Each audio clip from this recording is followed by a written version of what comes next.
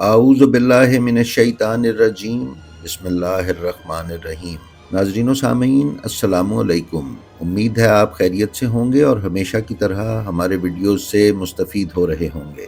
ناظرین، مذہب اسلام رسول اکرم صلی اللہ علیہ وآلہ وسلم کے دور سے اور مکتب تشیع ائمہ طاہرین علیہم السلام کے دور سے مناظروں کی زد پہ رہا ہے۔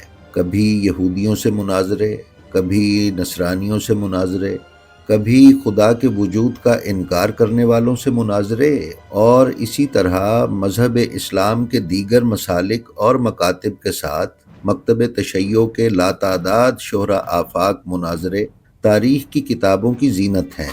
ہر دور میں ایسے مناظر منظر عام پر آتے رہے ہیں جن کی شہرت چار عالم میں پھیلی اور انہوں نے تبلیغ علوم آل محمد کا فریضہ انجام دیا۔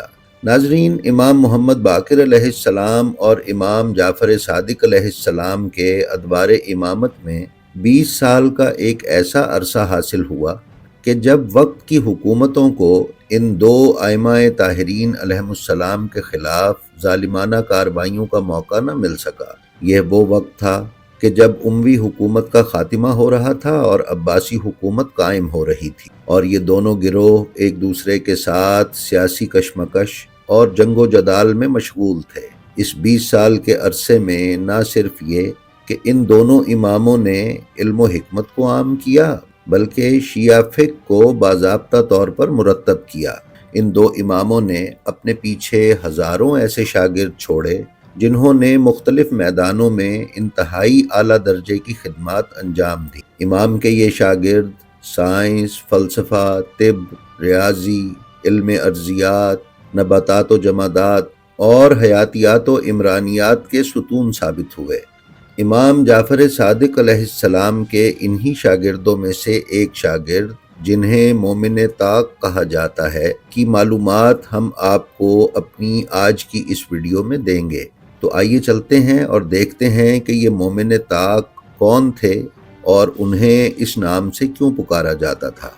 ناظرین، محمد بن علی بن نعمان بن ابی طرفہ الاحول الجبلی الکوفی السیرفی امام جعفر صادق اور امام موسیٰ کاظم علیہ السلام کے اصحاب اور شاگردوں میں سے تھے۔ ان کا شمار دوسری صدی ہجری کے شیعہ متکلمین میں سے ہوتا ہے۔ یہ علم الکلام میں خاص مہارت رکھتے تھے۔ عمومی طور پر علم الکلام مناظرہ کے علم کو کہا جاتا ہے کہ جس میں کوئی متکلم اپنے عقیدے، مذہب اور نظریات کا بحث اور گفتگو سے دفاع کرتا ہے۔ ان کی کنیت ابو جعفر اور ان کے القاب احول، طاقی، صاحب طاق اور شاہ طاق ہیں۔ طاق کا لقب دیے جانے کی وجہ یہ تھی کہ کوفہ کے علاقے طاق المحافل میں ان کی صرافی کی دکان تھی۔ ناظرین، صرافی سونے چاندی اور کرنسی ایکسچینج کے کاروبار کو کہا جاتا ہے۔ بیان کیا گیا ہے کہ انہیں اس وقت کی کرنسی یعنی سکے، درہم، دینار وغیرہ اور دوسرے ممالک کے اصل یا نقل سکے کی پہچان تھی، اور سونے اور چاندی کے معیار اور اس میں کھوٹ کی ملاوٹ کو جانچ کر بتا دیتے تھے۔ حضرت ابو حنیفہ کے ساتھ ان کے متعدد مناظرے اور نوک جھونک کے واقعات کتابوں میں درج کیے گئے ہیں۔ ان کے ذہن کی تیزی اور حد درجے کی حاضر دماغی کی وجہ سے حضرت ابو حنیفہ انہیں شیطان طاق کہہ کر مخاطب کیا کرتے تھے۔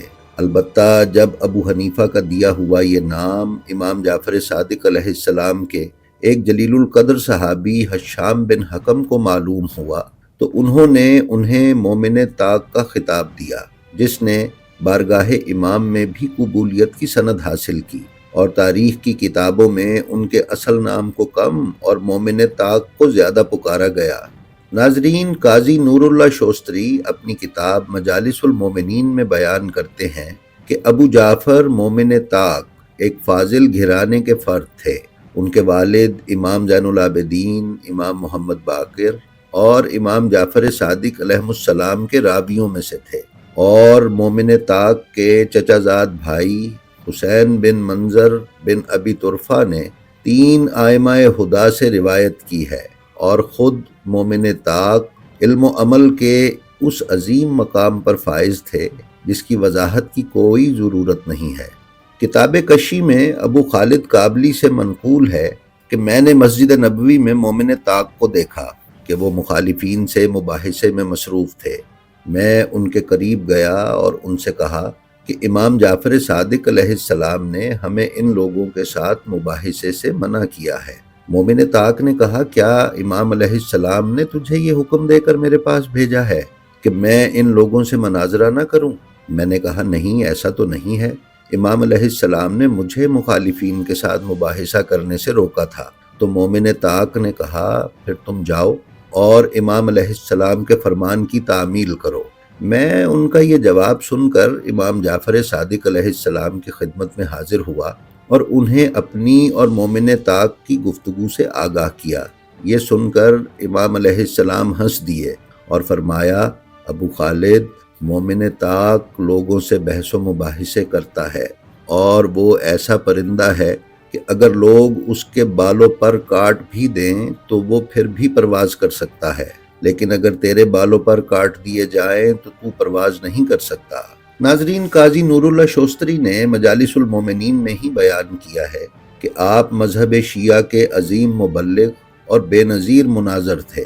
آپ نے اپنے علمی دلائل سے ہمیشہ مخالفین کو شکست دی اور انہیں لاجواب کیا۔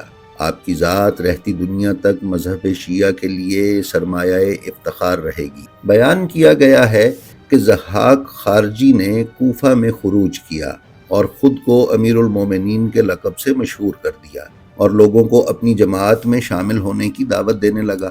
مومن طاق اس سے گفتگو کرنے کے لیے اس کی لشکرگاہ تشریف لے گئے۔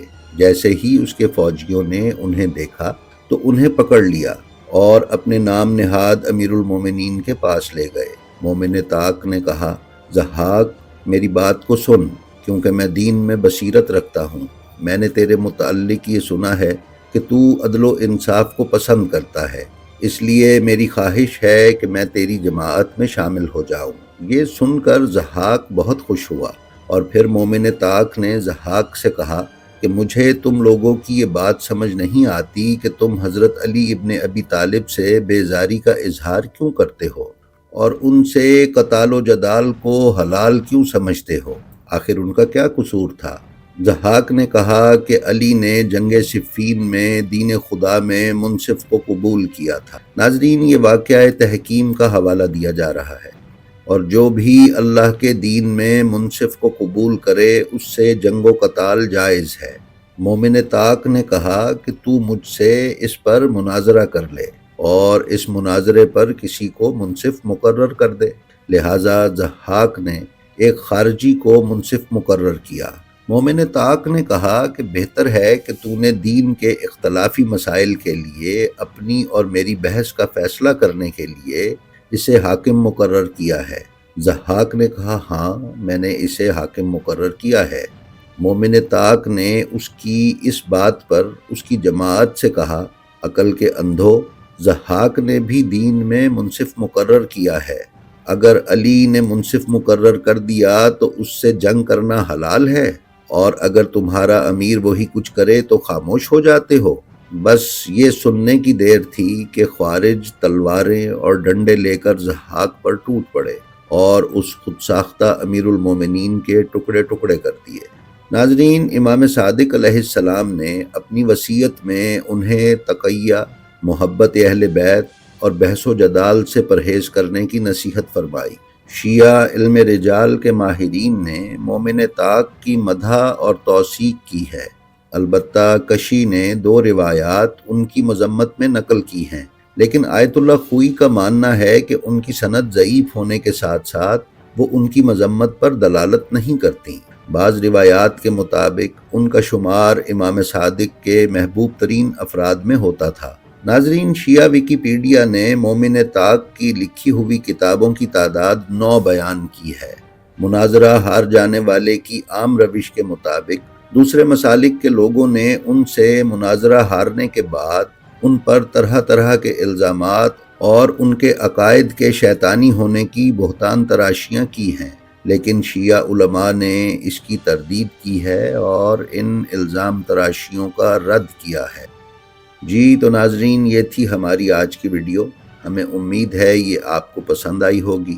اگر آپ ہمارے چینل بلینڈ آف ہسٹری پر نئے ہیں تو ہماری آپ سے گزارش ہے کہ اسے سبسکرائب کر لیں اور اس کے بیل آئیکن پر کلک کر کے آل نوٹیفیکیشنز کی سیٹنگ کا انتخاب کر لیں تاکہ آپ ہمارے کسی بھی ویڈیو سے محروم نہ رہ سکیں۔ اس کے ساتھ ہی ساتھ ہمارا جو ویڈیو آپ کو پسند آئے اس کا لنک اپنے حلقہ احباب میں شیئر کرنا نہ بھولیں تاکہ علوم آل محمد کی ترویج و اشاعت میں آپ کی حصہ داری برقرار رہے۔ ہماری آپ سے یہ بھی درخواست ہے کہ آپ اپنا اور اپنے متعلقین کا بے حد خیال رکھیں اور خلق خدا میں آسانیاں تقسیم کرتے رہیں۔